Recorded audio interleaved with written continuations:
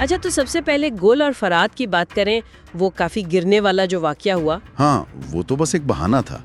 असल मसला तो गुल की नाराजगी है, या शायद हसद कहें, और फुरात की बेचैनी उसे मनाने की। और लगता है इसी बेचैनी को कदर आपा ने भांप लिया है। बिल्कुल।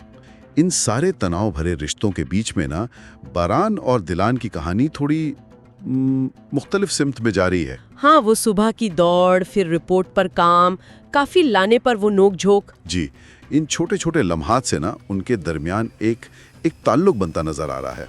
और फिर वो जो फुरात कुदरत चाचा से बात करने जा रहा था, शायद गुल के बारे में ही, तो कुदरत आपा का ऐन वक्त पर उसे रोक देना, वो भी तबीयत खराबी का बहाना बनाकर।